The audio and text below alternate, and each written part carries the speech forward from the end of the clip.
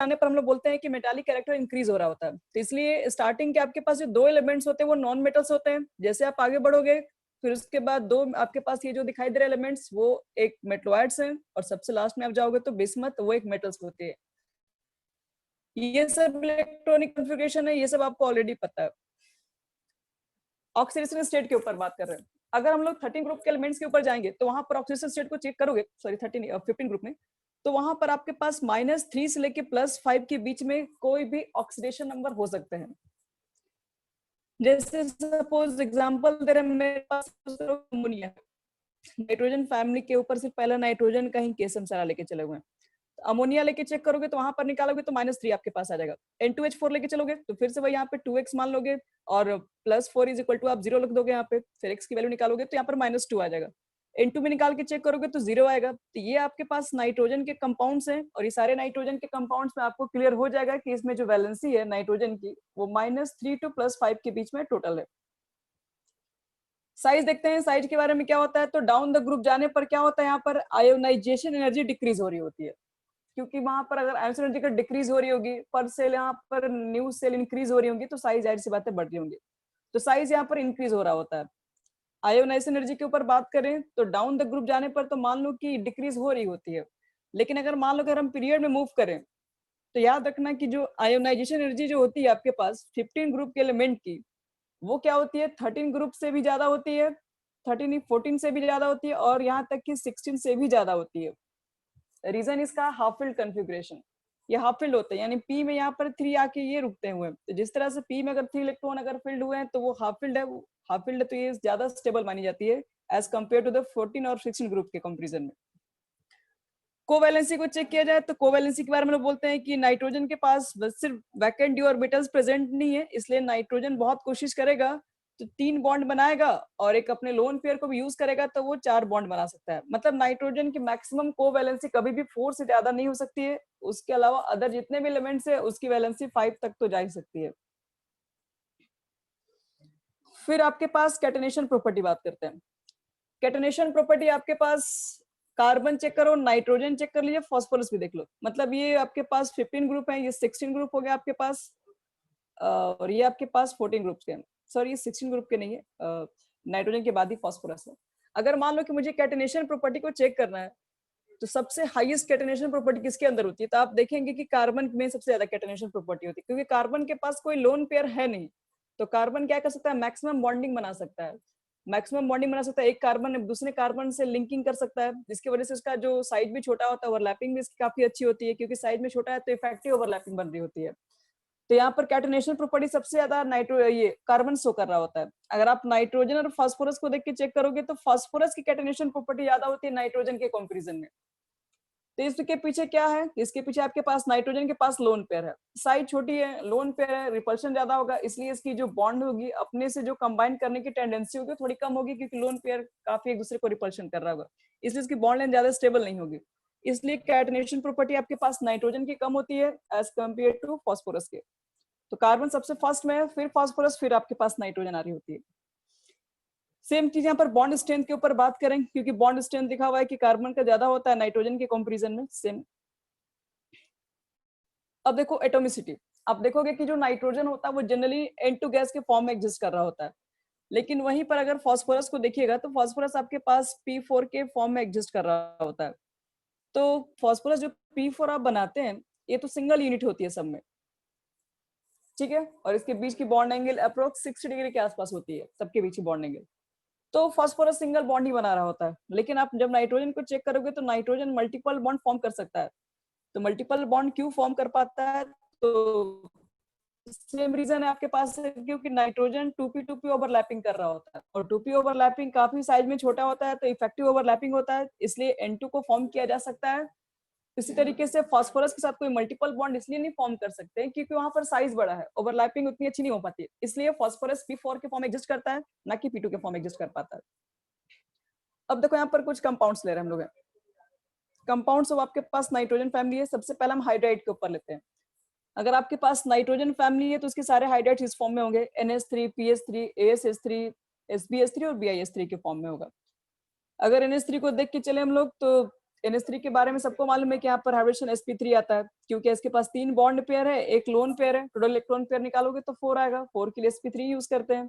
But since यहाँ एक lone pair present है, इसलिए इसकी बॉन्ड एंगल sp3 का तो होना चाहिए 109 डिग्री 28 मिनट, बट ये इतना नहीं हो सकता है, क्योंकि इसके पास एक लोन पेयर है, तो रोलो पेयर रिपल्शन की वजह से बॉन्ड एंगल डिक्रीज कर जाती है, 107.5 डिग्री हो जाती है। अब चेक करना है कि अगर मान लो कि मुझे इसमें से अच्छा एक लुईस बेसिक नेचर कौन होगा, NH3 होगा, PH3 होगा, SH3। Lewis basic nature, Lewis basic का मतलब है कि कौन इलेक्ट्रॉन पेयर को आसानी से डोनेट कर सकता है, वो एक अच्छा लुईस बेस माना जाएगा। तो देखो तो कौन अच्छा एक लुईस बेस होना चाहिए।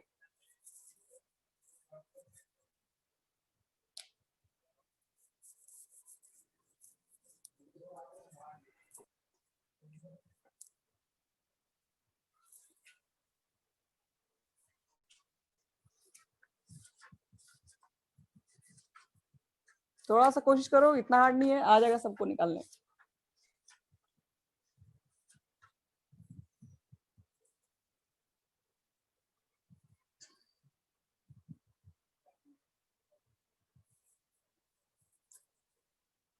आसानी से अपने लोन पेयर को कौन डोनेट कर सकता है? क्या वो नाइट्रोजन कर सकता है, या फास्फोरस कर सकता है, आर्सेनिक, एंटीमनी, बिस्मथ?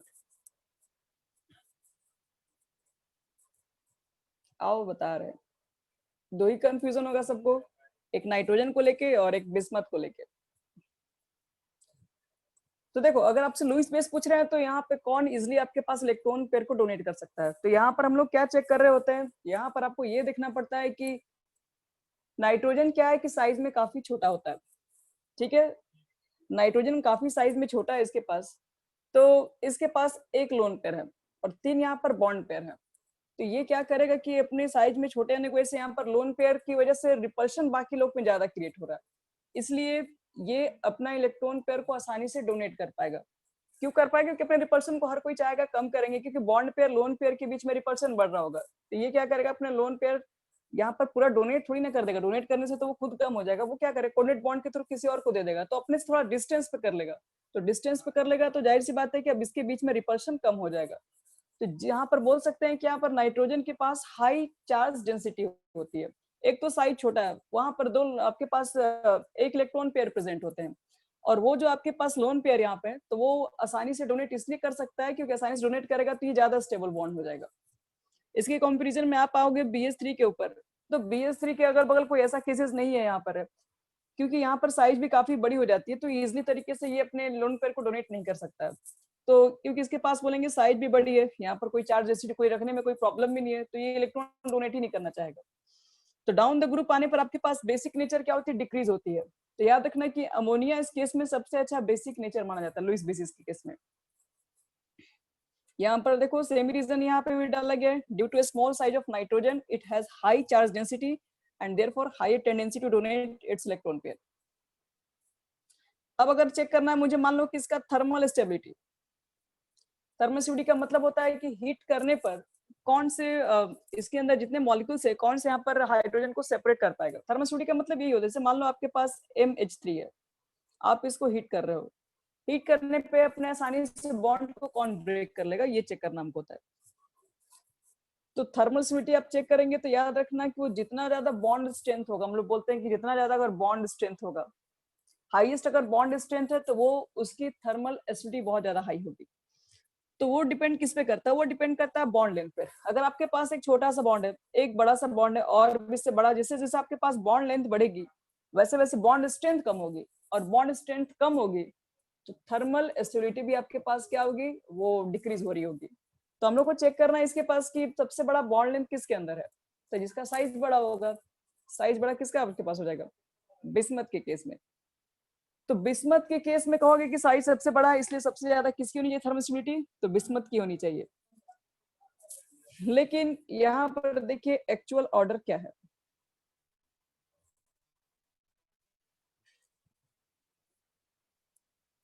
हम लोग बोलेंगे कि साइज बड़ा तो आसानी से इसका बॉन्ड ब्रेक हो जाएगा, आसानी से इसका बॉन्ड ब्रेक हो जाएगा, तो इसका मतलब है कि बॉन्ड लेंथ बड़ा है तो बॉन्ड स्ट्रेंथ कम होगा, अगर बॉन्ड स्ट्रेंथ कम होगा तो इसकी थर्मल स्टेबिलिटी क्या होगी, डिक्रीज कर जाएगी। तो सबसे कम थर्मल स्टेबिलिटी आपके पास BiS3 की होगी, मतलब बिस्मथ हाइड्राइड की होगी, और सबसे ज्यादा आपके पास होगी अमोनिया के अंदर। क्योंकि साइज भी छोटा है, तो यहाँ पर जो भी बॉन्ड बन रहा होगा, जिस तरीके से ये बॉन्ड बना होगा वो पावरफुल बॉन्ड होगा। अगर मुझे रिड्यूसिंग कैरेक्टर को अगर चेक करना है, तो रिड्यूसिंग कैरेक्टर का मतलब क्या होता है, इसी तरीके से कौन अपने में से हाइड्रोजन को रिड्यूस कर पाएगा यहाँ से। तो वो भी डिपेंड करेगा आपको हीट करने पर। हीट करने पर अपने से कौन इजिली तरीके से हाइड्रोजन गैस को यहाँ से बाहर निकाल सकता है। तो इजिली तरीके से हाइड्रोजन गैस वहीं से बाहर निकल सकता है जहां पर साइज थोड़ी सी क्या होगी, बड़ी होगी। क्योंकि इस बार देखो हमको यहाँ से H2 बाहर निकालना, मतलब हमको बॉन्ड ही ब्रेक करवाना है, और जितना जल्दी बॉन्ड ब्रेक होगा यहाँ से H2 बाहर निकलेगा, उतना ही अच्छा रिड्यूसिंग कैरेक्टर उसका होगा। तो थर्मल एसिडिटी के जस्ट इसका अपोजिट हो जाएगा, यानी BiH3 सबसे ज्यादा यहाँ पर रिड्यूसिंग कैरेक्टर में शो करेगा, फिर SbH3, फिर सबसे लास्ट आपके पास अमोनिया हो जाएगा। यानी कि आपके पास जो रिड्यूसिंग कैरेक्टर है इंक्रीजेस होती है, बढ़ती है जब डाउन द ग्रुप आप जाएंगे तब। अब देखो सॉल्युबिलिटी के केस में, अगर मान लो कि मेरे पास अमोनिया है, फॉस्फिन है, आर्सेनिक हाइड्राइड है, एंटीमनी हाइड्राइड है, बिस्मथ हाइड्राइड है, मुझे चेक करना है इसमें सबसे अच्छा सॉल्युबल कौन सा होगा। तो सबको ये बात मालूम है आपके पास कि नाइट्रोजन हाइड्रोजन बॉन्डिंग भी फॉर्म कर सकता है। तो नाइट्रोजन हाइड्रोजन बॉन्डिंग अगर बना सकता है, तो जो भी हाइड्रोजन बॉन्डिंग बना लेता है वो वाटर में ज्यादा सॉल्युबल होगा, क्योंकि वाटर के साथ उसमें क्या होगा, अट्रैक्शन होगा, तो ये ज्यादा सॉल्युबल हो जाएगा। तो फॉस्फिन के कंपैरिजन में, ना कि इधर, ये चीज नहीं देखना आपके पास है, आपके पास फॉस्फिन याद रखना और आर्सेनिक दोनों के कंपैरिजन में इसका सॉल्युबिलिटी ज्यादा होता है। लेकिन जैसे जैसे आप आगे चलते जाओगे तो सॉल्युबिलिटी इसकी क्या होगी, डिक्रीज होते जाएगी, सबसे लास्ट आपके पास BiH3 हो जाती है। तो सॉल्युबिलिटी हम लोग बोलेंगे कि अगर नाइट्रोजन मैक्सिमम केस में आपको दिया जाएगा कि अमोनिया दिया जाता है और फॉस्फिन दिया जाएगा, तो इसमें चेक करने के लिए तो हम लोग तो सॉल्युबिलिटी चेक कर लेंगे हाइड्रोजन बॉन्डिंग के बेसिस पे। लेकिन जैसे जैसे आप डाउन द ग्रुप जाते हो, तो डाउन द ग्रुप जाने पर आपके पास इजिली तरीके से बॉन्ड ब्रेक हो जाते हैं, BiH3 आसानी से बॉन्ड ब्रेक हो जाएगी, क्योंकि इसके अंदर मेटालिक नेचर भी ज्यादा आ जाती है, इसलिए वाटर में जाकर आसानी से ब्रेक हो जाता है, इसलिए सॉल्युबल आराम से सॉल्युबल हो जाता है। तो आपके पास अमोनिया की जो सॉल्युबिलिटी है वो सिर्फ PH3 और ASH3 से भी अधिक है, ये दोनों से अधिक नहीं है। अब देखते हैं हैलाइड्स के ऊपर। नाइट्रोजन याद रखना, दो तरह के हैलाइड्स है, एक आपके पास होता है ट्राई हैलाइड्स और एक होता है पेंटा हैलाइड। ट्राई हैलाइड का मतलब होता है MX3। MX3 का मतलब है कि अगर आपके पास all tri halide are covalent except क्या कर दो कि आप इसको निकाल दो, यानी कि अगर मेरे पास BiF3 है, इसको छोड़कर बाकी जितने आपके पास हैलाइड होंगे वो सब के सब होते हैं क्या, वो सब के सब कोवैलेंट नेचर के होते हैं, क्योंकि बिस्मथ अच्छा एक मेटल्स हो जाता है। अब अच्छा मेटल्स है तो मेटल के साथ नॉन मेटल का रिएक्शन तो हमेशा एक आयनिक कंपाउंड को बताता है। अब अगर मान लो कि अगर इसके अंदर मुझे लुईस बेस को कंपैरिजन करना है, सबसे अच्छा इसके अंदर लुईस बेस कौन सा है, तो फिर से वही केस चेक करेंगे कि यहाँ पर इजिली आपके पास कौन से इलेक्ट्रॉन पेयर को डोनेट कर सकता है। क्या यहाँ पर नाइट्रोजन के साथ क्लोराइड डोनेट कर सकता है, क्लोराइड, ब्रोमाइड, आयोडीन। तो फिर से वही चीज चेक करेंगे, पर यहाँ पर थोड़ा सा प्रॉब्लम हो जाएगा। आप NF3 को चेक कर रहे हो, तो आपके पास 3 फ्लोरीन एटम है, फ्लोरीन साइज में छोटा है, ठीक है, इससे इलेक्ट्रॉन पेयर को अपने तरफ लेगा, लेकिन एक प्रॉब्लम है कि बैक बॉन्डिंग बनाता है। तो बैक बॉन्डिंग जब ये बना सकता है तो फिर ये इजिली तरीके से डोनेट नहीं कर पाएगा, तो हमको लुईस बेसिक नेचर चेक करना है, तो जो आसानी से अपने यहाँ से डोनेट कर सकता है। तो यहाँ से ये इजिली तरीके से डोनेट नहीं कर पाएंगे, क्योंकि यहाँ पर आपके पास 3 फ्लोरीन एटम लगे हुए हैं, जो कि एक हाईली इलेक्ट्रोनेगेटिव है, इसके एलिमेंट्स को ये कहीं इलेक्ट्रॉन को कहीं बाहर ही नहीं निकलने देगा। तो इसके अंदर हम लोग देखते हैं कि Ni जो 3 होता है वो सबसे हाईएस्ट आपके पास लुईस बेसिक नेचर में होता है, फिर NBr3, NCl3 सबसे कम आपके पास NF3 होते हैं। अब देखो पेंटाइलाइड्स के बारे में। पेंटाइलाइड हम लोग कहते हैं कि NCl5 कभी फॉर्म नहीं किया जा सकता है, क्योंकि इसके पास नाइट्रोजन के पास कोई वैकेंट डी ऑर्बिटल्स नहीं है। लेकिन अगर नाइट्रोजन को छोड़ दिया जाए तो बाकी आपके पास जितने हैलाइड्स हैं वो बना सकते हैं, एक्सेप्ट आपके पास बिस्मथ भी नहीं बना सकता। बिस्मथ भी एक ट्राई हैलाइड बनाता है। बिस्मथ ट्राई हैलाइड इसलिए बनाता है क्योंकि इनर्ट पेयर इफेक्ट, उसके 2 s के इलेक्ट्रॉन बॉन्डिंग में पार्टिसिपेट नहीं कर रहे होते हैं, ठीक है। अब मान लो कि अगर आपके पास पेंटा हैलाइड्स यहाँ पर है, PX5 टाइप्स के हैं, जिसमें बेसिक आपको पढ़ना होता है PCl5 के बारे में। PCl5 क्यों इतना इंपॉर्टेंट है, क्योंकि PCl5 के स्ट्रक्चर के बारे में मालूम है। यहाँ पर sp3d आते हैं, और sp3d के लिए ट्राइगोनल बाई पिरामिडल हम लोग पढ़ते हैं। ये आपका ट्राइगोनल प्लेनर है, और इसके ऊपर आपके पास 2 पिरामिड बन रहे होते हैं, एक ऊपर बन रहा होगा, एक नीचे बन रहा होगा। इसमें एक इक्वेटोरियल बॉन्ड्स होता है, एक एक्सियल बॉन्ड लेंथ होता है। इक्वेटोरियल सब 120 पर होता है, एक्सियल 90 पर होता है। तो इसमें एक्सियल जो आपके पास बॉन्ड लेंथ होती है उसकी लंबाई थोड़ी ज्यादा होती है इक्वेटोरियल के कंपैरिजन में, ये लंबाई थोड़ी बढ़ जाती है। क्यों बढ़ जाती है, क्योंकि 90 डिग्री पर इसके लोन पेयर में रिपल्शन कुछ ज्यादा होंगे, इसमें भी रिपल्शन ज्यादा होंगे। अपने रिपल्शन को कम करने के लिए इसकी बॉन्ड लेंथ सेम नहीं होती है, यहाँ पर पांचों बॉन्ड लेंथ सेम नहीं है। हम लोग जबकि पढ़े हाइब्रिडाइजेशन के अंदर कि यहाँ पर बॉन्ड लेंथ, बॉन्ड एनर्जी वो सब कुछ सेम हो जाती है, बट यहाँ पर ये नहीं होती है, एक्सेप्शन है, इसलिए इसको ध्यान में रखना पड़ता है। अब सिंस अगर इसकी बॉन्ड लेंथ अगर काफी बड़ी हो गई है, तो आप जैसे ही इसको हिट करने जाओगे तो सबसे पहले बड़ा बॉन्ड लेंथ आसानी से ब्रेक हो जाता है, तो PCl5 सबसे पहले PCl3 और Cl2 गैस में कन्वर्ट हो जाता है। अब देखते हैं इसके अंदर है ऑक्साइड ऑफ नाइट्रोजन। नाइट्रोजन के कितने तरह के ऑक्साइड बनते हैं? तो नाइट्रोजन के अंदर N2O फॉर्म होता है, NO भी फॉर्म हो रहा होता है, N2O5 भी फॉर्म हो रहा है, NO2 भी फॉर्म होता है और N2O5। हम मान लो कि क्वेश्चन है पूछे इसका एसिडिक कैरेक्टर बताओ, सबसे अच्छा इसके अंदर एसिड कौन सा है? तो एसिडिक कैरेक्टर डिपेंड किस पे करता है? Electronegativity of central atom. जो जिसका जितना ज्यादा इलेक्ट्रोनेगेटिविटी सेंट्रल एटम का ज्यादा पावरफुल होगा तो उसका एसिडिक नेचर बहुत ज्यादा हाई होता है। अब वो भी डिपेंड किस पे कर रहा होता है, क्योंकि जब इसको चेक करने जाओगे तो सारे नाइट्रोजन ही है, तो सबकी इलेक्ट्रोनेगेटिविटी तो फिर सेम ही होगी। अगर सेम हो जाए उस केस में तो आप क्या चेक करेंगे? फिर फिर पॉजिटिव ऑक्सीडेशन स्टेट। जिसका जितना ज्यादा पॉजिटिव ऑक्सीडेशन स्टेट होगा तो उसी को हम लोग बोलते हैं कि वहां पर एसिडिक कैरेक्टर बहुत ज्यादा हाई होगा, एसिडिक कैरेक्टर को चेक करने के लिए। तो अब यहाँ पर हमको चेक करेंगे किसके ऊपर कितना चार्ज है। तो चार्ज कैलकुलेट कर सकते हो, N2 का कैलकुलेट करोगे तो इनको 2x मानना, -2 = 0 हो जाएगा, तो x की वैल्यू 1 आ जाएगी। इस तरीके से आप सब पे निकाल के चेक कर लेना। इसके अंदर जिसके ऊपर सबसे मैक्सिमम चार्ज होगा उसकी उसकी एसिडिक कैरेक्टर सबसे ज्यादा हाई होगी। यहाँ पर N2O5 का निकालोगे सबसे ज्यादा आ जाएगा, +5 आ जाएगा, फिर यहाँ पर 4 आ रहा होगा, यहाँ 3 आ रहा होगा, यहाँ पे 2 आ रहा होगा, यहाँ पे 1 आ रहा होगा।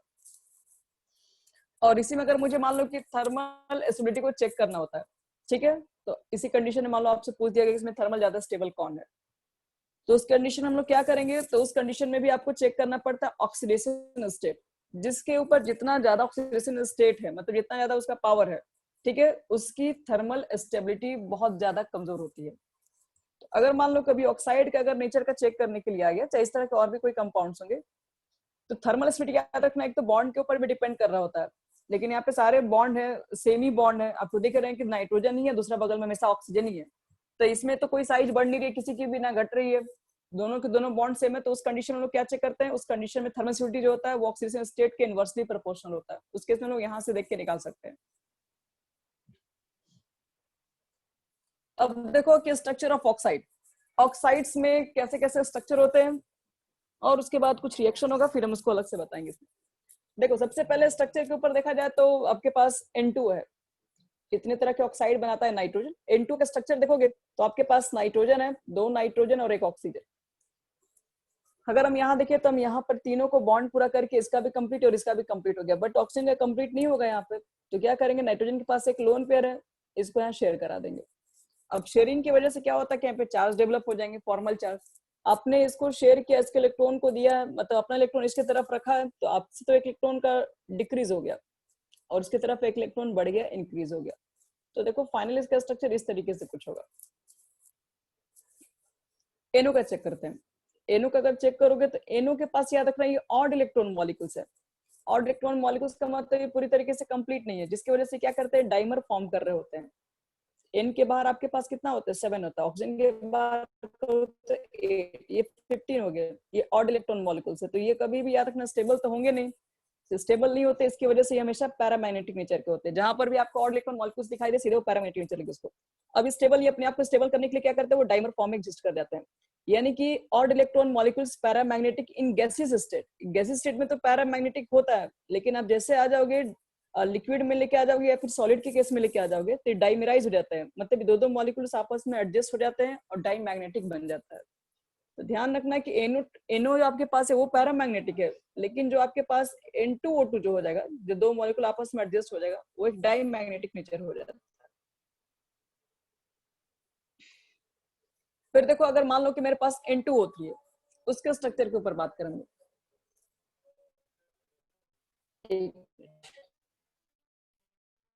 अगर N2O है तो इसका मतलब आपके पास 2 नाइट्रोजन है। अब क्या करेंगे? सबसे पहले एक नाइट्रोजन को पूरा कर लेंगे, डबल बॉन्ड यहाँ लगा देंगे, इसका कंप्लीट हो जाएगा। इस नाइट्रोजन का कंप्लीट हो गया। आपके पास 3 ऑक्सीजन है, 3 ऑक्सीजन को शेयर कर दो इसके साथ। इसके पास लोन पेयर होगा, अब इसको ये शिफ्ट कर देगा। अब यहाँ 2 इलेक्ट्रॉन पेयर यहाँ पे शिफ्ट हो जाएगा। तो अब देखो अगर मान लो कि ये आपके पास लुईस डॉलर स्ट्रक्चर है, तो इसमें कहीं ना कहीं फॉर्मल चार्ज भी डेवलप हो रहा है, क्योंकि कोऑर्डिनेट बॉन्ड आ रहा है। तो ये अपना इलेक्ट्रॉन यहाँ पे शेयर किया है, वन साइडेड शेयर हुआ है, तो इसलिए यहाँ पर हो जाएगा नेगेटिव चार्ज और इसके ऊपर भी पॉजिटिव चार्ज। बाकी इसके बाहर 6 होगा क्योंकि इसने अपना इलेक्ट्रॉन शेयर नहीं किया हुआ। अगर NO2 को देखा जाए तो NO2 के स्ट्रक्चर में भी सेम इसी तरीके से होगा। N डबल बॉन्ड ऑक्सीजन का पूरा हो गया यहाँ पर है, नाइट्रोजन ने भी अपना एक पूरा कर लिया है, लेकिन यहाँ पर देखो नाइट्रोजन का पूरा हो गया लेकिन ऑक्सीजन का यहाँ पर पूरा हो नहीं पाया है। तो NO2 के ऊपर एक माइनस चार्ज दे देते हैं, लेकिन इसके पास एक ऑड इलेक्ट्रॉन मॉलिक्यूल्स बच गया। तो इसके पास फिर कहेंगे कि इसके पास एक ऑड इलेक्ट्रॉन मॉलिक्यूल्स हो गया, तभी पैरामैग्नेटिक नेचर का होता है। NO2 भी एक पैरामैग्नेटिक नेचर का है, और सिंस ये स्टेबल है नहीं तो स्टेबल करने के लिए फिर ये डाइमर फॉर्म में एग्जिस्ट करने लगता है। डाइमर के फॉर्म में एग्जिस्ट करेगा तो इसका मतलब है कि दो मॉलिक्यूल NO2 आपस में कंबाइन हो जाएगा, जिसकी वजह से बन जाता है N2O4 बन जाएगा। और N2O4 देखो स्टेबल, यहाँ पर दो मॉलिक्यूल N है, डबल बॉन्ड यहाँ पर, तो ओमेगा के पास दिख रहा है कि ये सिंगल बॉन्ड, तो यहाँ से यहाँ तक तो पूरा वैलेंसी सबका क्लियर है। लेकिन यहाँ पर जो ऑक्सीजन दिख रहे हो वो करके उसको पूरा कराया गया, तो यहाँ पर प्लस यहाँ पर माइनस चार्ज होते हैं। अब देखो अगर मान लो तुम्हारे पास N2O5 है, N2O5 के कैसे होंगे स्ट्रक्चर, तो फिर से वही आपके पास जैसा स्ट्रक्चर सेम ऊपर है वही लिख देना, बस बीच में क्या कर दो ऑक्सीजन को आप डाल दीजिए ताकि वो दोनों से इसका बैलेंसिंग पूरा हो जाए। तो स्ट्रक्चर में कोई ज्यादा डिफरेंस नहीं है, कर लोगे, इजी है। अब देखो ऑक्साइड ऑफ फास्फोरस, इसमें कुछ ऑक्साइड फास्फोरस के भी इंपॉर्टेंट है। पहला आपके पास P2O5 है, दूसरा आपके पास P2O3 है। अगर P2O5 के बारे में पूछा जाए, क्वेश्चन पूछा भी जाता है इसके अंदर कि P2O जो आपके पास 5 है, इसके अंदर भी निकाल के चेक करोगे तो P2O5 जनरली एग्जिस्ट करता नहीं है, वो डाइमर एग्जिस्ट फॉर्म करता है, वो P4O10 के फॉर्म में पाया जाता है।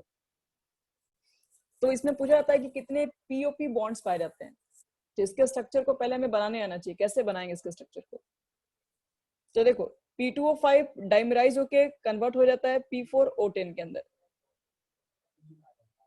और आपके पास एक ऑक्साइड होता है P2O3, ये भी डाइमर फॉर्म कर लेता है, ये भी आपके पास क्या होता है P4O6 के अंदर कन्वर्ट हो गया रहता है।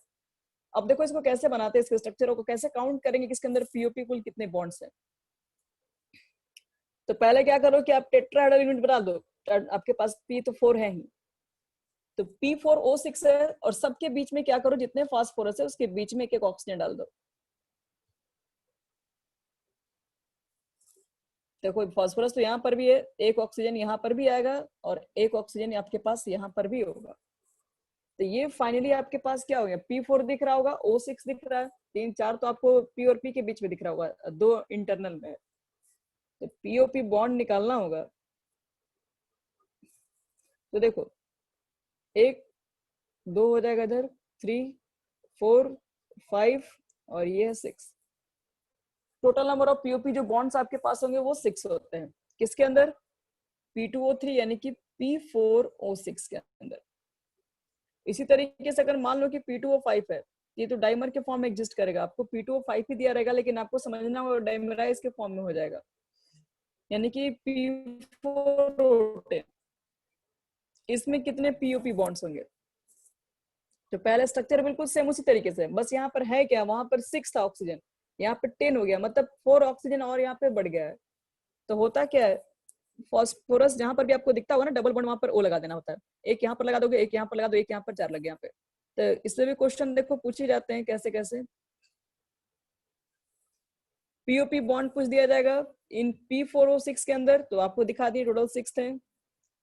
और P डबल बॉन्ड O पूछा जाए, तो P डबल बॉन्ड O तो इसमें थोड़ी ना एक भी है, वो तो सिर्फ इसके अंदर पाया जाएगा।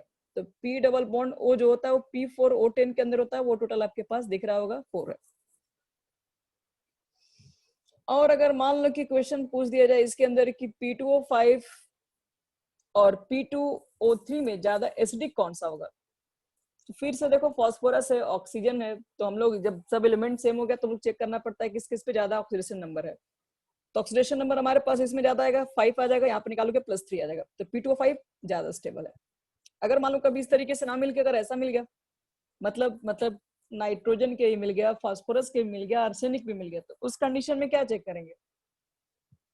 तो आपको बताया है कि ऑक्सीडेशन नंबर ही सिर्फ काफी नहीं होता है, अगर आपको एसडी कैरेक्टर को चेक करना है तो ऑक्सीडेशन नंबर भी देखना पड़ता है। अगर ऑक्सीडेशन नंबर अगर मान लो सब पर अगर सेम है तो उसके बाद आपको चेक करना पड़ता है इलेक्ट्रोनेगेटिविटी, तो ज्यादा इलेक्ट्रोनेगेटिविटी क्या होना, नाइट्रोजन से, तो फिर ये सही ऑर्डर हो जाएगा। चलो ये सब छोटी छोटी बातें ये होगी आपकी कंप्लीट। अब इसके अंदर कंपाउंड्स होंगे, कुछ रिएक्शंस होंगे, वो ज्यादा इंपॉर्टेंट होते हैं।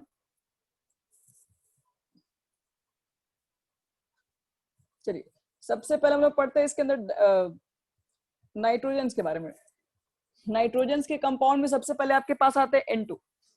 N2 को कैसे प्रिपेयर करते हैं? तो N2 को प्रिपेयर करने के लिए बहुत सारे तरीके आपके पास है। लैब मेथड में अमोनियम क्लोराइड को सोडियम नाइट्राइड से रिएक्शन कराने पर बन जाता है। और भी हमारे पास मेथड होते हैं।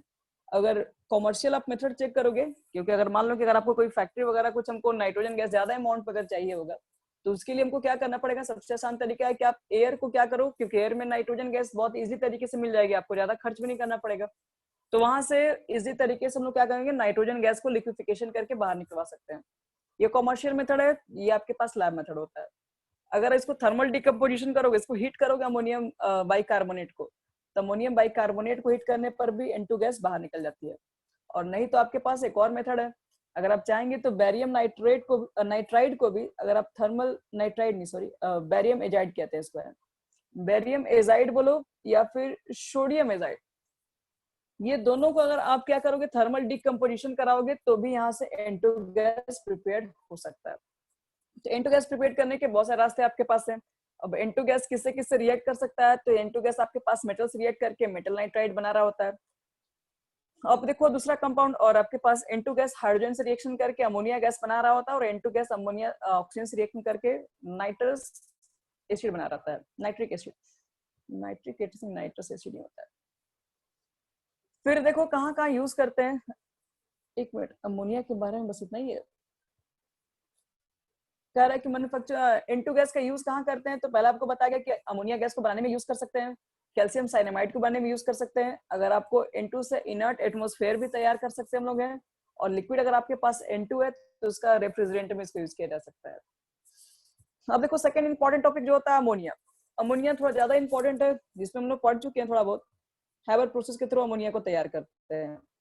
हैबर प्रोसेस में आपके पास ये होगा कि ऑप्टिमम कंडीशन क्या होता है, ऐसे क्वेश्चन पूछ जाएंगे। ऑप्टिमम कंडीशन क्या होगा अमोनिया गैस को अगर मुझे प्रिपेयर करना होगा तो यहाँ देखिए हैबर प्रोसेस के द्वारा लार्ज स्केल पे अमोनिया गैस को तैयार किया जाता है, जिसमें ऑप्टिमम कंडीशन क्या होता है। तो आप देखोगे रिएक्शन जो दिख रहा है, ये रिएक्शन किस तरह का रिएक्शन दिख रहा है? ये रिएक्शन माइनस से डेल्टा एच एक्सोथर्मिक रिएक्शन। और एक्सोथर्मिक रिएक्शन में क्या होता है, एक्सोथर्मिक रिएक्शन के लिए हमको जनरली जो टेम्परेचर है, क्योंकि यहाँ पर पहले से ही हीट क्या कर रहा है, बाहर निकल रही है, तो लो टेम्परेचर पे रिएक्शन को करवाना होता है। दूसरी बात, टेम्परेचर लो रहता है, ठीक है। प्रेशर कैसे चेक करते हैं? तो रिएक्टेंट के मोल्स देख लो, प्रोडक्ट के मोल्स देख लो। रिएक्टेंट में 4 मोल्स हैं, प्रोडक्ट में 2 मोल्स हैं। तो 4 मोल्स आपको 2 मोल में जाना है, मतलब इधर मोल्स कम है इधर मोल्स ज्यादा है, तो आपको क्या करना पड़ेगा, उधर और ज्यादा कन्वर्ट कराना पड़ेगा, मतलब प्रेशर आपको ज्यादा हाई रखना पड़ेगा। प्रेशर याद रखना पड़ता है, टेम्परेचर याद रखना है, लो रखना पड़ता है। और ये टेम्परेचर कहा जाए कि सीधी तरीके से ये रिएक्शन देखा जाए तो लो टेम्परेचर पे कोई रिएक्शन जल्दी कराओगे तो रिएक्शन फास्ट नहीं हो पाता है, रिएक्शन बहुत स्लो हो जाता है। रिएक्शन स्लो है और आपको रिएक्शन फास्ट करवाना है, तो फिर करेंगे क्या हम लोग यहाँ पे? तो यहाँ पर एक कैटलिस्ट यूज करते हैं हम लोग, है जिसमें प्लैटिनम कैटलिस्ट को यूज करके रिएक्शन को करवाया जाता है। लेकिन प्लैटिनम कैटलिस्ट को यूज तो मान लो हम लोग कर लेंगे, लेकिन प्लैटिनम के साथ साथ प्लैटिनम जब यहाँ पर यूज हो रहा होता है तो समय के साथ साथ उसके ऊपर बहुत सारे गैसेस बैठती है, ऑक्सीजन लेयर जमा हो जाती है, तो उसको हटाने के लिए वहाँ पे मोलिब्डेनम भी यूज करना पड़ता है, जो कि प्रोमोटर्स होता है, जो कि कैटलिस्ट की रिएक्टिविटी को फिर से वापस बढ़ा रहा होता है। तो ये होता है हैबर प्रोसेस, हम लोग तैयार कर लेते हैं अमोनिया गैस। और यहाँ पर देखो कंडीशन भी लिख दिया हुआ है कैसे कैसे वहां पे कैटलिस्ट भी यूज करते हैं। प्रेशर देखो इतना रहेगा आपके पास, और आयरन कैटलिस्ट भी यूज कर सकते हो। आयरन कैटलिस्ट देखो, प्लैटिनम अगर कॉमर्शियल अगर मान लो कि कोई कॉमर्शियल पर्पज से तैयार कर रहे हैं कोई चीज को, तो प्लैटिनम काफी महंगा मिलेगा, इसलिए प्लैटिनम को ना लेकर वहां पर हम लोग कह रहा है कि आयरन ऑक्साइड भी यूज किया जा सकता है। आयरन ऑक्साइड यूज कर सकते हैं, फिर से K2O Al2O3 कैटलिस्ट के फॉर्म में भी यूज किया जा सकता है वहां पे। फिर देखो आपके पास जो अमोनिया होती है वो कलरलेस गैस होती है, पंजेंट स्मेल की तरह होती है। और कहते हैं कि अमोनिया गैस सबको मालूम है कि हाइड्रोजन के साथ बॉन्डिंग बना लेती है, इसलिए वाटर के अंदर सॉल्युबल भी हो जाती है। स्ट्रक्चर बात कर चुके हैं। अमोनिया जो होती है वाटर में डिजोल्व होकर क्या करती है, पहले तो आपके पास अमोनियम हाइड्रोक्साइड बना लेती है, और अमोनियम हाइड्रोक्साइड से फिर क्या होता है, फिर OH में कन्वर्ट हो जाती है, इसलिए बोलते हैं अमोनिया एक बेसिक नेचर का है। क्यों? क्योंकि ये वीकली बेसिक है। क्योंकि ये देख सकते हो कि एक्वा सॉल्यूशन में डालने के बाद ये OH आयंस गिव देती है। अब अमोनिया को अगर हम लोग रिएक्शन करा देंगे सॉल्ट के साथ, तो मुझे पता है कि अमोनिया खुद क्या है, एक बेस की तरह काम कर रहा है। अगर आप एसिड से रिएक्शन करा दोगे यहाँ पर तो एक सॉल्ट फॉर्म होता है, अमोनियम क्लोराइड फॉर्म हो रहा होता है।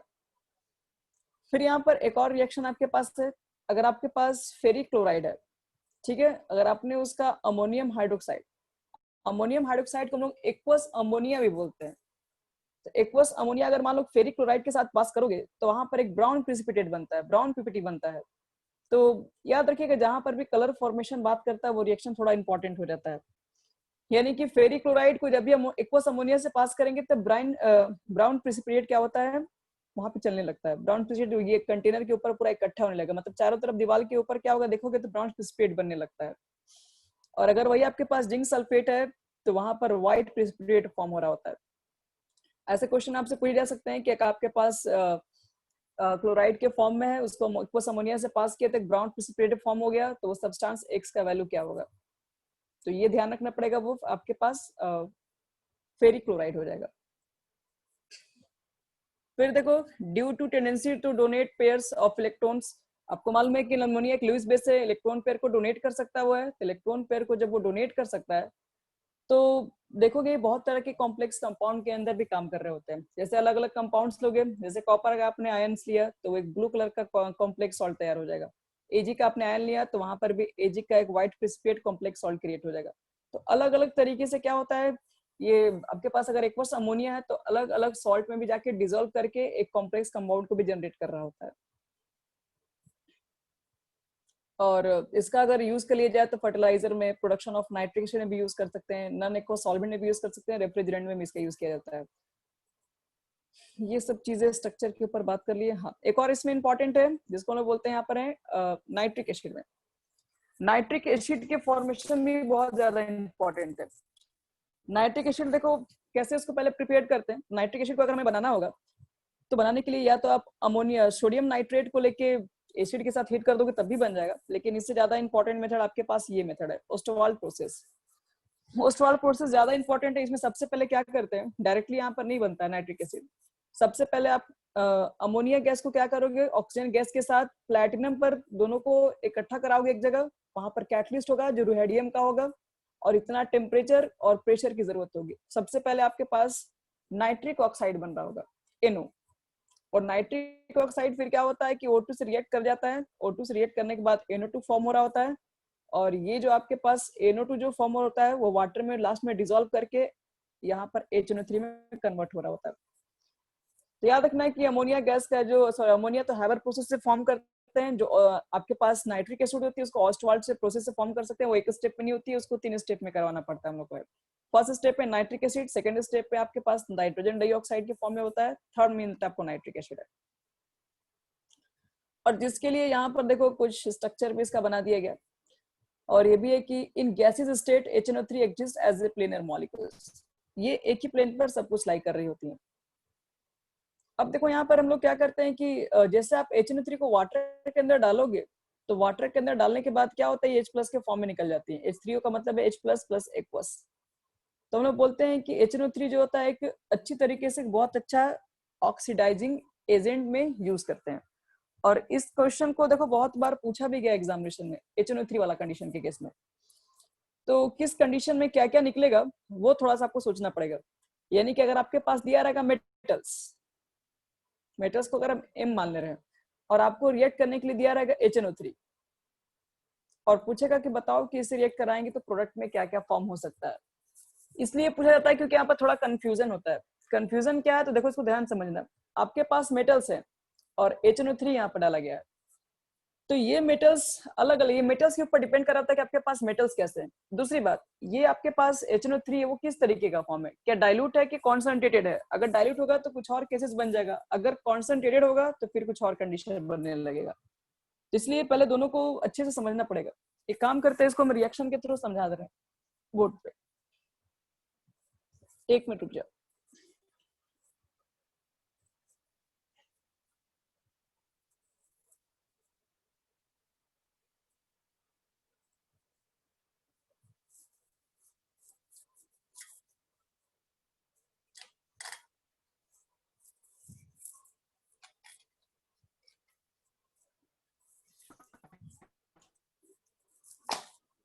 एक मिनट बस, एक मिनट।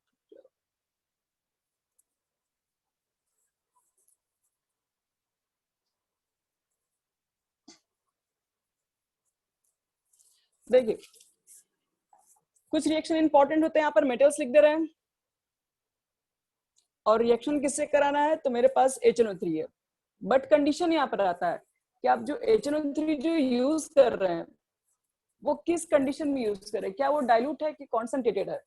तो पहले हम देखो बता रहे हैं इसके अंदर, तो हम तीनों कंडीशन आपको दिखा रहे हैं। अब अगर पहला कंडीशन मान लो कि अगर हम लेके चलते हैं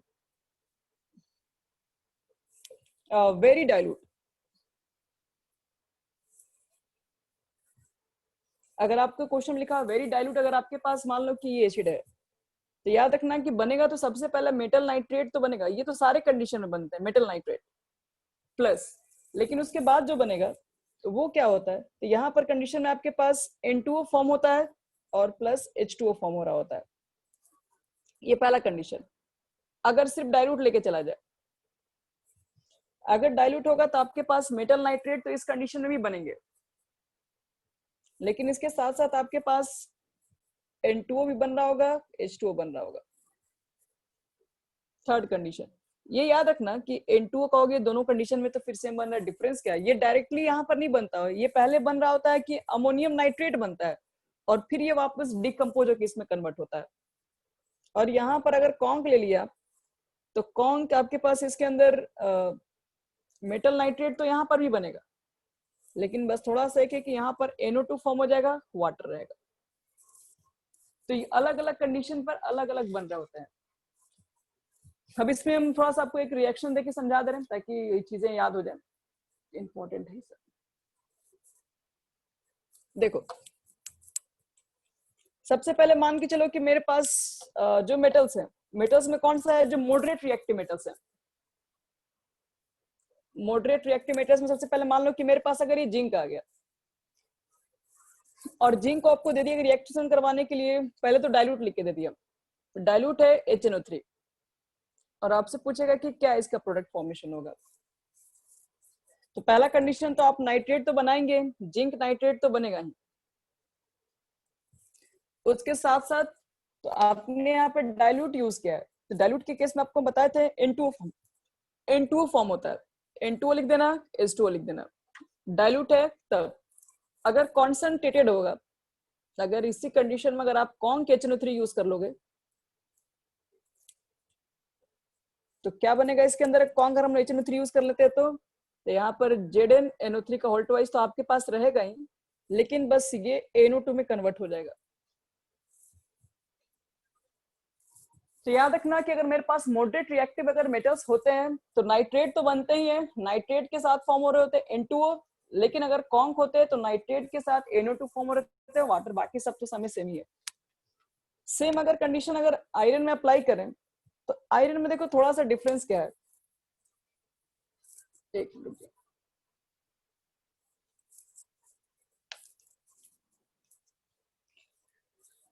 अगर मान लो कि तुम्हारे पास आयरन है और आपने क्या किया कि HNO3 यूज किया, वो भी खास करके डाइल्यूट यूज किया है, तो पहला क्या फॉर्म होगा इसके अंदर, तो सबसे पहले इसके अंदर जो फॉर्म कर रहे होते हैं, पहले तो याद रखना कि आयरन की वैलेंसी +2 भी होती है +3 भी होती है। डाइल्यूट के केस में याद रखना कि इसके अंदर हम लोग क्या करते हैं, +2 वाला यूज कर रहे होते हैं। +2 का मतलब है कि आपके पास जो बनेगा इस बार वो FeNO3 का होल ट्वाइस है, यानी कि डाइल्यूट के केस में आप चेक करेंगे तो आपके पास मैक्सिमम केस में फेरस ही वाला बना रहा होगा और प्लस N2O निकलेगा और H2O निकलेगा। ये तो हर कंडीशन के बारे में बात हो गया। अब अगर मान लो कि Fe का आपने रिएक्शन करा दिया है HNO3 के साथ और साथ में अगर यहाँ पे हमने कॉन्क लिख के दे दिया है, तो याद रखना कि यहाँ पर फेरस नाइट्रेट नहीं होगा, यहाँ पर फेरिक नाइट्रेट बन रहा होगा, यानी FeNO3 का होल ट्वाइस होगा और N2O हो रहा होगा, सॉरी N2O नहीं बनता है, NO2 बनता है। दो बातों को ध्यान में रखना, फेरस यहाँ पर बनेगा, यहाँ पर फेरिक बनेगा, डाइल्यूट के साथ फेरस और आपके पास कॉन्क के साथ फेरिक बन रहा होगा। और बाकी ये दो चीजें तो आपको पहले से पता होना चाहिए कि अगर हम लोग डाइल्यूट लिए तो N2 वहां पर निकालेंगे, अगर आपके पास कॉन्सेंट्रेटेड होगा तो NO2 बाहर निकल रहा होगा। लेकिन अगर मान लो कि अगर आपके पास ऐसे मेटल्स हैं जिनकी रिएक्टिविटी बहुत कम है, मतलब उसको सबसे नीचे वाले सीरीज में रखी गई होंगी। तो देखो उसको कैसे बनाते हैं हम लोग।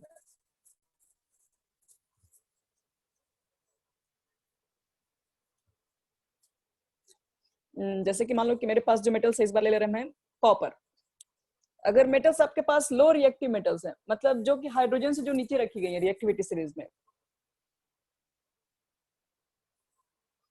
लो रिएक्टिव मेटल्स को रिएक्शन कराओगे HNO3 के साथ, तो इस कंडीशन में देखो क्या क्या बन रहा होगा। अगर आपके पास डाइल्यूट का केस है और अगर आपके पास कॉन्सेंट्रेटेड का केस है, तो डाइल्यूट के केस में ये NO बना रही होती है और कॉन्सेंट्रेटेड के केस में सेम है, कोई डिफरेंस नहीं है। तो बस कॉपर के केस में ध्यान रखना, कॉपर आपके पास एक लेस रिएक्टिव मेटल्स है और HNO3 से अगर रिएक्शन करा दें तो यहाँ पर नाइट्रेट तो खैर बनाएगा ही, लेकिन नाइट्रेट के साथ यहाँ पर NO और वाटर फॉर्म हो रहा होगा। इस चीज को ध्यान रखिएगा इसमें। अगर वही चीज अगर मान लो कि अगर यहाँ पर डाइल्यूट हुआ, तब अगर कॉन्सेंट्रेटेड कर दिए अगर हम लोग, तो इस केस में क्या बन जाएगा, कॉपर नाइट्रेट तो बनेगा ही बनेगा, बस यहाँ पर NO2 फॉर्म हो रहा होगा और वाटर। ध्यान रखना यही आपके पास सिल्वर के साथ भी हो रहा होगा, गोल्ड के साथ भी हो रहा होगा। तो मैक्सिमम केस में देखो ज्यादातर क्वेश्चन आपके पास कहाँ कहाँ कंडीशन हुए हैं, एक तो देख रहे हो कि आयरन के साथ है, उसको ध्यान में रखना पड़ता है, और एक कॉपर के साथ है, उसको ध्यान में रखना पड़ता है। कॉपर के केस में यहाँ पर प्रोडक्ट में जो होते हैं वो NO और NO2 में डिफरेंस हो जाते हैं। NO2 तो खैर दोनों के केस में सेम ही है, लेकिन यहाँ पर उस केस में डिफरेंस आ जाएंगे। अब देखो इसके बाद ये आपके पास नाइट्रोजन सारे कंप्लीट हो गए हैं, उसके अंदर थोड़े से फास्फोरस भी आते हैं। अगर आप फास्फोरस को देखोगे तो फास्फोरस को कहा जाता है, रुको वहीं से पढ़ा रहे हैं, फास्फोरस निकाल के।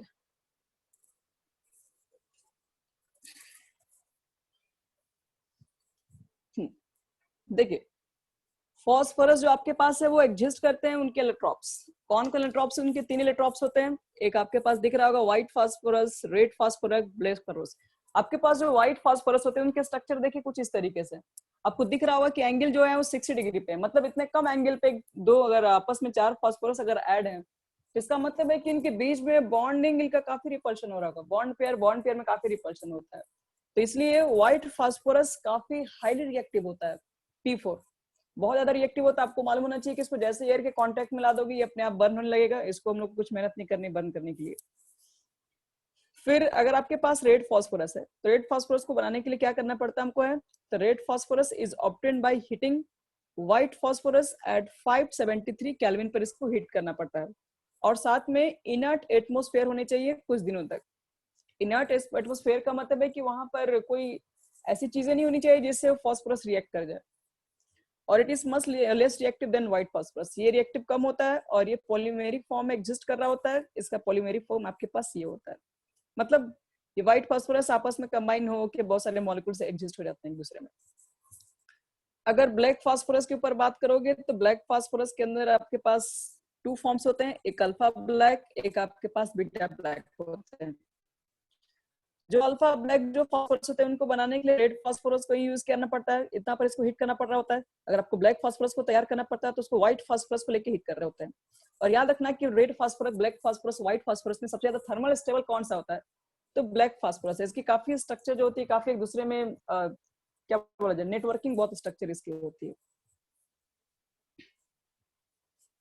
अब देखो इसके अंदर फॉस्फीन के बारे में हम लोग बोलते हैं कि आपके पास फॉस्फीन को तैयार अगर करना है उसके लिए क्या मेथड्स हैं। तो फॉस्फीन को आपके पास कैल्शियम फॉस्फाइड होती है, जिसको वाटर में आप डिजोल्व करोगे तो calcium hydroxide plus phosphine gas बाहर निकलती है।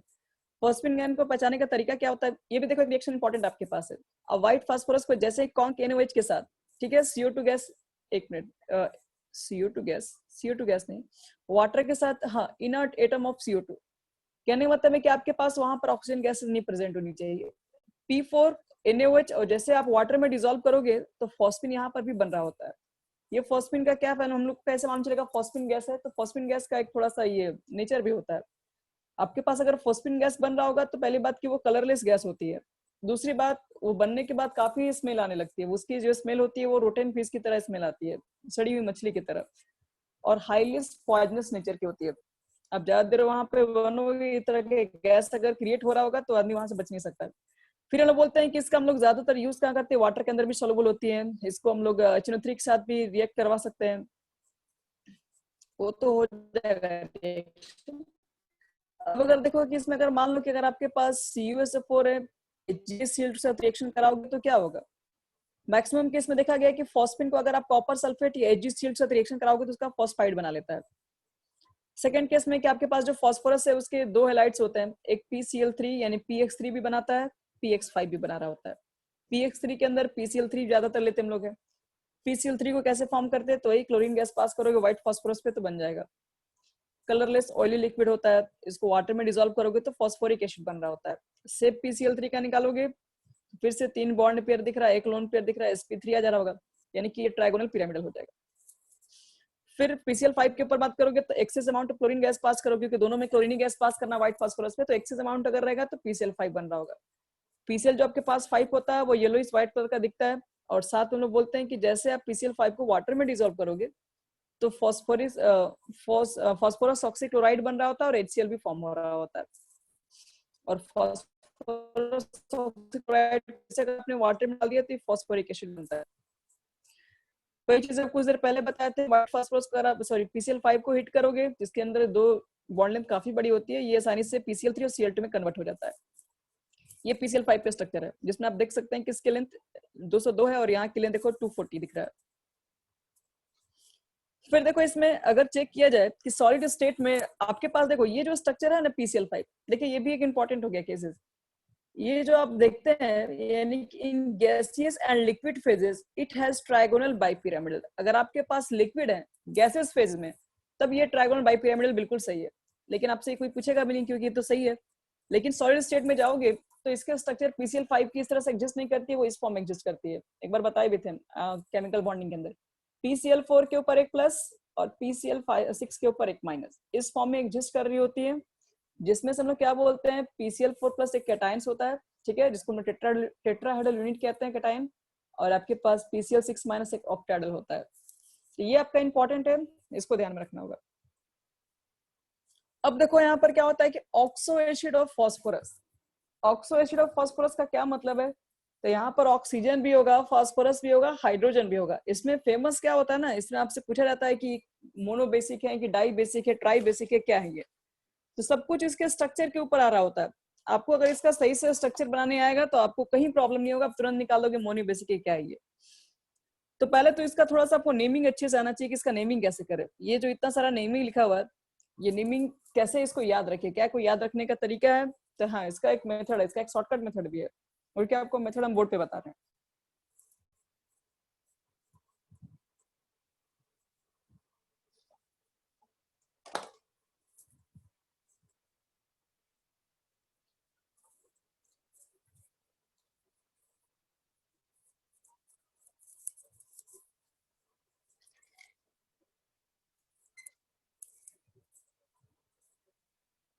अभी जो बता रहे हैं उसको तुम लोग ध्यान से ऑब्जर्व करना, ये सिर्फ आपको फॉस्फोरस के अंदर ही नहीं मिलेगा, आप आगे सल्फर में भी जाओगे तब भी वहां मिलेगा, ये सब चीजें मिलती रहती हैं। देखो यहाँ पर लिखते लोग है पेरेंट एसिड। पेरेंट एसिड का मतलब अगर आप जो भी पहला एसिड बोल रहे हो जिसमें सबसे ज्यादा इसका ऑक्सीडेशन स्टेट आता है तो वो पेरेंट एसिड आपको लोग बीच में रखते हैं, ये पेरेंट एसिड होगा इसके अंदर। अब इसमें क्या करोगे कि एक ऑक्सीजन को कम करोगे आप लोग, तो यहाँ पर जो बनेगा उसमें क्या होता है, अस एसिड लगता है, अस एसिड यूज करते हैं लोग। अब अगर इसमें से अगर मान लो कि आपने क्या किया कि वाटर मॉलिक्यूल को बाहर निकाल दिया तो उसको बोलते हैं मेटा एसिड या मेटा फॉर्म बोल दो। अगर आपने इसके अंदर एक ऑक्सीजन को और ऐड कर दिया इसको बोलते हैं पर फॉर्म। अगर मान लो कि इसमें आपने क्या कर दिया H3O को ऐड कर दिया तो ये हो जाएगा पायरोफॉर्म। अब इसमें से अगर मैंने एक ऑक्सीजन को एक और निकाल दिया तो ये हो जाता है हाइपोफॉर्म। जैसे कि एग्जांपल देके सब कुछ क्लियर करवाते हैं, जैसे मान लो कि आपके पास अगर कोई एसिड है, एसिड में अगर हम ले लें, मान लो कि अगर आपके पास फास्फोरस का एसिड है, जैसे मान लो H3PO3 है सपोज, H3PO3 के एसिड को बोलते हैं हम लोग फॉस्फोरिक एसिड। ये तो चलो सबको मालूम है कि इसको फास्फोरिक एसिड बोलते हैं। अगर इसमें से मान लो कि एक, इसको पहले याद रखना, इसको फास्फोरिक एसिड कहते हैं।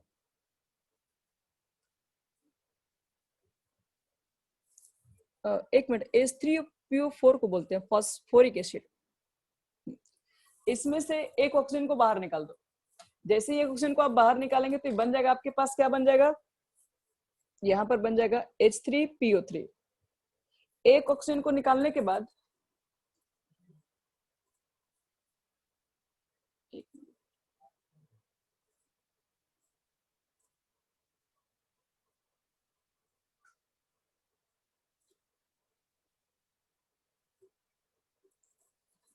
देखो, एक ऑक्सीजन को निकालने के बाद ये क्या बन जाएगा, तो H3PO3 बनेगा। इसको हम लोग क्या बोलते हैं, इसको फास्फोरस एसिड बोलेंगे।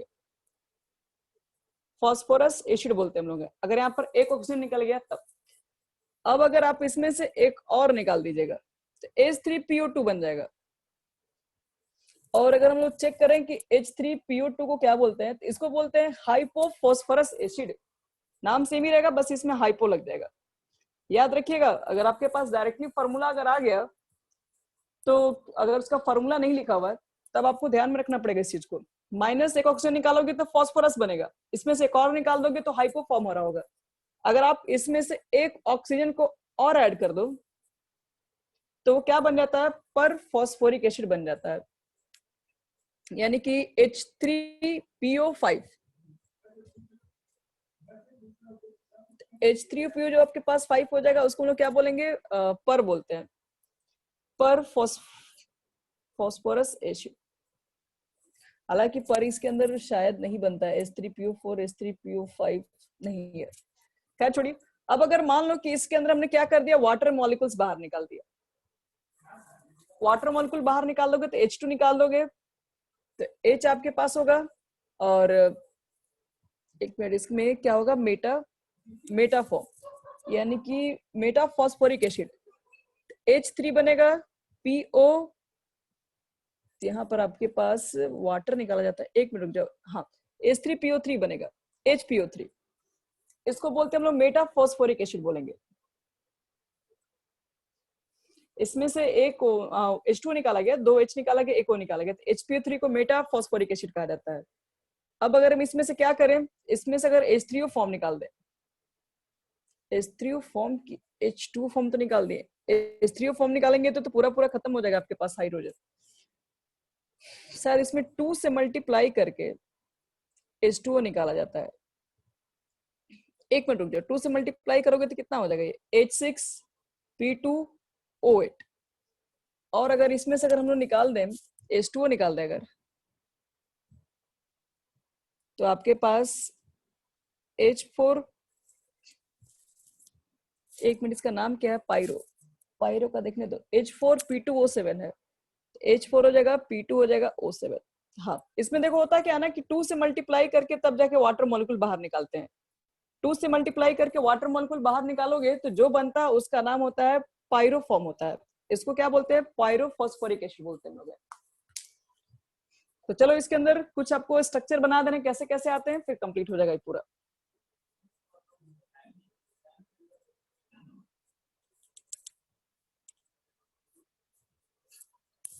देखो क्वेश्चन आपसे क्या पूछे जाएंगे, पूछ दिया जाएगा कि phosphoric acid H3PO4, phosphoric acid mono basic है कि बाई बेसिक है कि ट्राई बेसिक है, क्या है ये। तो करना आपको कुछ नहीं है, P डबल बॉन्ड O लगा दो, बाकी ऑक्सीजन को OH के साथ पेयर लगा दीजिए बस। तो यहाँ पर आपके पास जो ऑक्सीजन के साथ H कनेक्ट होंगे वही सिर्फ डोनेट किए जा सकते हैं। तो फाइनली यहाँ पर 3 OH आपको डोनेट किए जा सकते हैं, 3 यहाँ से H प्लस निकल जाएंगे बाहर, जिसकी वजह से हम लोग क्या बोलते हैं, ये ट्राई बेसिक है।